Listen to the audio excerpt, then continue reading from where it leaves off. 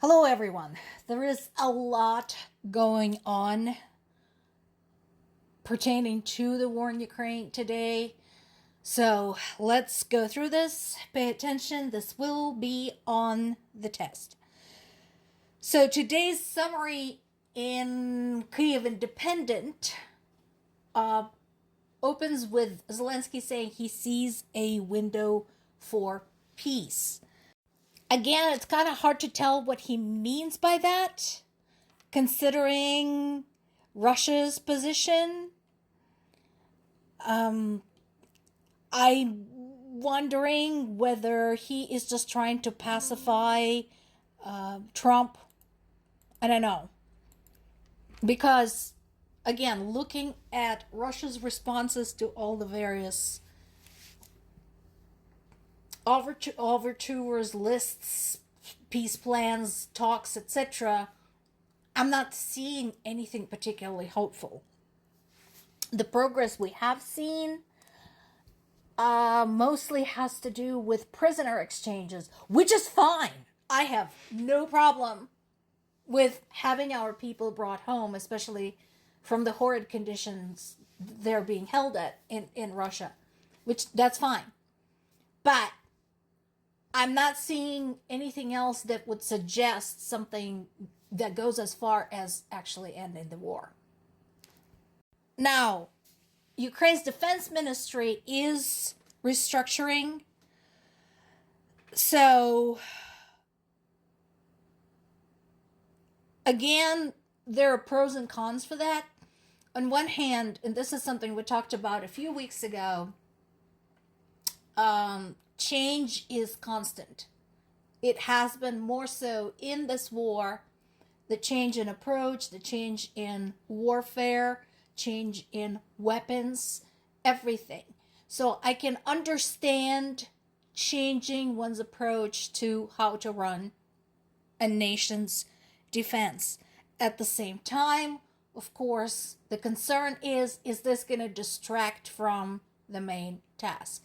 So whatever they're doing over there at Ukraine's Ministry of Defense, I'm hoping that this is something productive and efficient, and not just a shake-up for the sake of another shake-up. Now, there's some promising things that are included in this latest revamp, such as improving Ukraine's air defense capability, particularly against the big attacks, the mass use of drones and ballistic missiles, and protection of civilians, protection of the infrastructure. Yes, that is all important. So we'll just have to see. I'll be interested to check with my Ukrainian sources, such as, for example, Arkady Babchenko, Vitaly Portnikov, and see what they say about this, particularly Portnikov, because he usually has a really good read on that type of thing. Now, this next piece I would treat with a large grain of salt. Here is what we know so far, and the word is mostly coming from Russia. So you will forgive me for being skeptical here. According to Russia, they shot down a Ukrainian Flamingo missile during a large missile alert that was announced across Russia. Total of 13 Russian regions were involved in this. And I'm kind of wondering how one missile could have caused that much fuss. I mean, we're talking some serious area. Look at that last paragraph over there. This included the Orenburg region, which is in the southern Ural Mountains.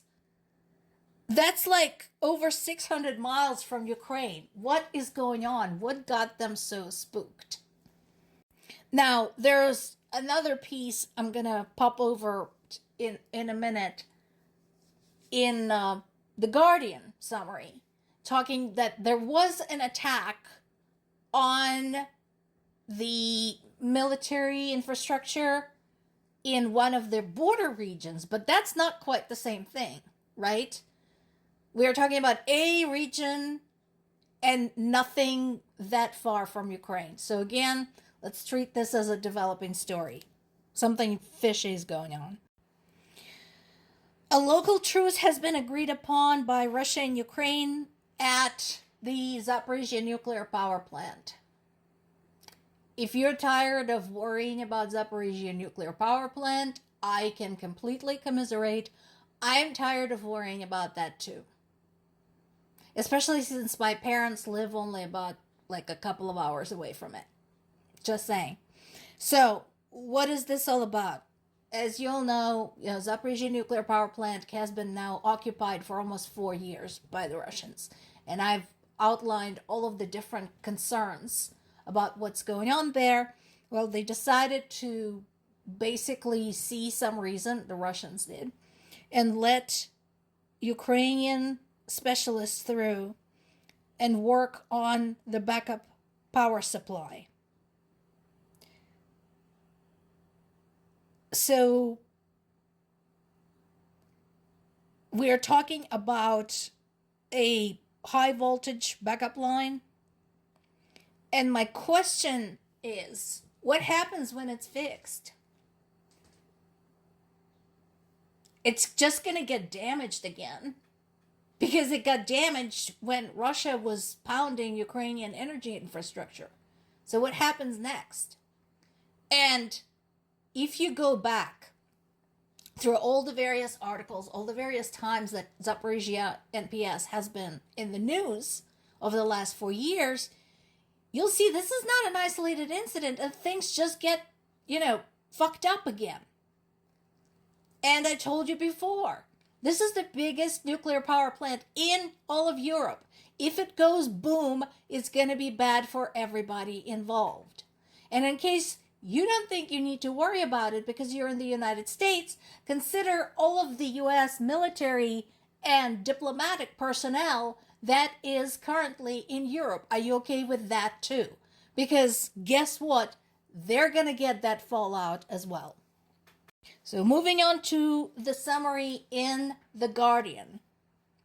The first big item is the big ticket item, and that is the International Monetary Fund approving an $8 billion loan for Ukraine. Now, this is not a grant. It is a loan. Ukraine has to pay it back in 4 years. So, this is part of a new extended fund facility arrangement for Ukraine. And again,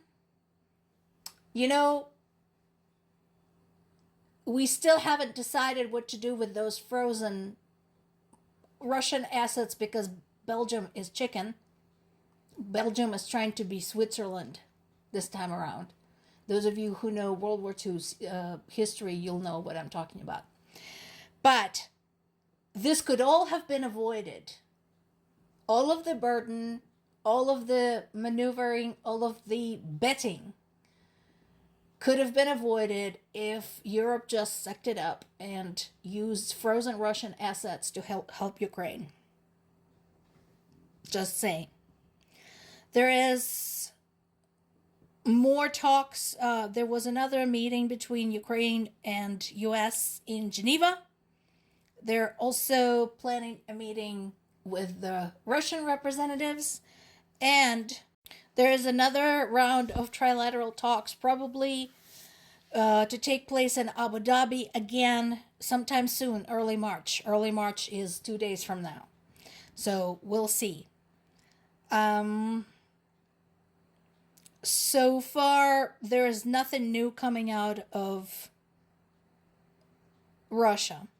Now, again, from the aren't you sick of this area, Romania had to scramble jets because a drone breached its national airspace. And here's that last bit talking about the strike on Belgorod. And I told you before, it's a border region turned by Russia into a military zone. You don't want the strikes? Talk to your government. More to come.